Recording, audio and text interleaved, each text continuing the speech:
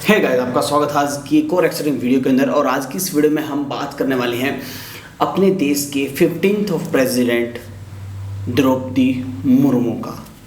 अब यहाँ पर ये मतलब एक ऐसा ट्रेंडिंग टॉपिक है जिसके बारे में हम सभी को जानना बहुत ज़्यादा ज़रूरी है। आखिर उन्होंने अपने पॉलिटिकल करियर की शुरुआत कैसे की थी, कैसे वो प्रेसिडेंट तक पहुँचे और किस हिसाब से वो जीते हैं। आपने टाइटल देखकर आए हो यहाँ पे। आखिर उन्हीं को क्यों चुना गया और उन्हीं को जीत क्यों मिली, इसके पीछे भी बहुत बड़े बड़े कारण हैं जो कि मैं आज आपके साथ में शेयर करने वाला हूँ। ज़्यादा वेस्ट नहीं करते हैं, चलिए स्टार्ट करते हैं। यहाँ पर जो बीजेपी है ना, बीजेपी के साथ में मिलकर ये अपना करियर की शुरुआत की थी इन्होंने एक टाइम पे। तो सबसे पहले इनकी थोड़ी सी जानकारी के बारे में पता कर लेते हैं। आखिर वो कहाँ से कैसे बिलोंग करती हैं। द्रौपदी मुर्मू का जन्म 20 जून 1958 को हुआ था। ये भारत की पहली ऐसी प्रेसिडेंट है जो कि आज़ादी के बाद पैदा हुई थी। आज से पहले जितने भी प्रेसिडेंट रहे हैं अपने, सारे के सारे आज़ादी के पहले के रहे हैं। अब ये पहली प्रेसिडेंट है जो कि पहली महिला प्रेसिडेंट है जो कि आदिवासी समाज से बिलोंग करती हैं। इनका जन्म उड़ीसा के मयूरभंज जिले के बादोपोसी गांव में एक संथाल परिवार के अंदर हुआ था। उनके पिता का नाम बिरंची नारायण टुडू था और उनके दादाजी और पिता दोनों ही उन्हीं के गांव के प्रधान भी रह चुके थे पहले भी। मतलब इनका जो रिलेशन है ना पॉलिटिक्स के साथ में काफ़ी पुराना है। इन्होंने उन्हीं के समाज के व्यक्ति श्यामचरण मुर्मू से शादी की और उनके 2 बेटे और 1 बेटी पैदा हुई। दुर्भाग्यवश 2009 के अंदर पहले बेटे की मृत्यु हो गई और 2013 के अंदर दूसरे बेटे की मृत्यु हो गई और उसके 1 साल बाद 2014 के अंदर उनके पति का भी देहांत हो गया। मतलब वो इतना ज़्यादा डिप्रेशन में आ चुकी थी कि लगभग 6 से 7 महीने उनको पता भी नहीं था कि करना क्या है। अगर बात करें उनके पॉलिटिकल करियर की तो वो रायरंगपुर से 1997 के अंदर नगर परिषद के चुनाव से जीत गई थी। उसी दिन से इनका पॉलिटिकल करियर की शुरुआत हो गई थी। लेकिन उससे पहले इन्होंने अध्यापिका के रूप में अपना जीवन को व्यतीत किया था। एक टीचर के हिसाब से भी उन्होंने अपनी ज़िंदगी को जिया है। और फिर उसके बाद में यहाँ पर सन 2000 के अंदर वो रायरंगपुर से ही एमएलए बनकर जीत गई थी गाइस। उससे पहले वो हार गई थी बट वो जीत गई थी। फिर उसके बाद में उन्होंने उड़ीसा के ट्रांसपोर्ट एंड एनिमल हस्बेंड्री के अंदर भी काम किया है। आफ्टर डैट 2007 के अंदर नीलकंठ अवार्ड से उड़ीसा की लेजिस्लेटिव असेंबली ने उनको नवाजा गया था, जो कि बहुत ज़बरदस्त चीज़ थी। जो कि बताया लगी, ये जो नीलकंठ अवार्ड होता है ये होता है कि best MLA of the year. 2007 का जो बेस्ट एमएलए था ना, वो इनकी तरफ से मतलब इनको दिया गया था उनका अवार्ड, जो कि अपने आप में एक बहुत बड़ी चीज़ थी।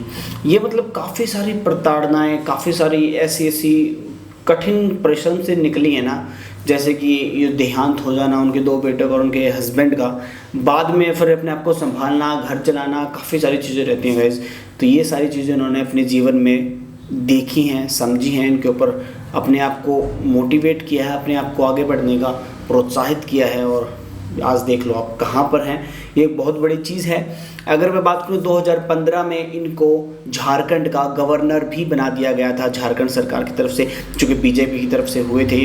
एंड ये हमेशा बीजेपी की तरफ से ही रहे हैं और ये भारत की दूसरी महिला राष्ट्रपति और पहली आदिवासी राष्ट्रपति हैं। और यहाँ पर पहली आदिवासी गवर्नर भी ये झारखंड के अंदर रही हैं। ये भी अपने आप में 2 बड़े खिताब लेकर के ये यहाँ पर अभी राष्ट्रपति बन चुके हैं। दोस्तों फाइनली बात कर लेते हैं हमारे क्वेश्चंस की, जो हमने लगाया था मैंने, कि ये आखिर इन्हीं को क्यों खड़ा किया गया चुनाव के अंदर और यही आखिर क्यों जीती और क्यों जैसे ही इनका नाम आया था तो लोगों को पता लग गया था कि यही जीतने वाली हैं।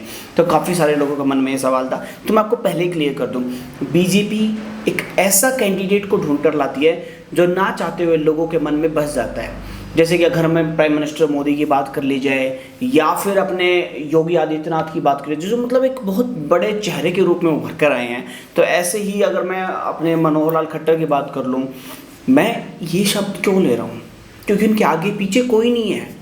ध्यान से चीज़ें देखना, इनके आगे पीछे कोई नहीं है, सिर्फ देश हित के काम में आते हैं, देश हित के काम में जो काम करना चाहिए वो करते हैं। ये बहुत ज़बरदस्त चीज़ है, क्योंकि ये देखिए एक चीज़ देखो, जैसे ही विपक्ष की तरफ से जो प्रेसिडेंट नामांकन किए गए थे, तो सिन्हा साहब की बात कर रहा हूँ मैं, वो उनके पास सब कुछ है पहले से, लेकिन ये क्रॉस जो यहाँ पर जो क्रॉस वोटिंग हुई है वो इन्हीं के कारण हुई है। जैसे ही इनका नामांकन होता है अपने प्रेसिडेंट पद के लिए, तो जो क्रॉस वोटिंग हुई है ना, कांग्रेस की तरफ से जितने भी लोग थे, जितने भी, मतलब हालांकि इसमें तो थोड़ा डिफरेंट रहता है, इनका जो वोटिंग सिस्टम वो थोड़ा सा डिफरेंट रहता है, बट मैं फिर भी क्लियर कर दूँ, कोई ना कोई किसी ना किसी पार्टी से तो बिलोंग करता ही है।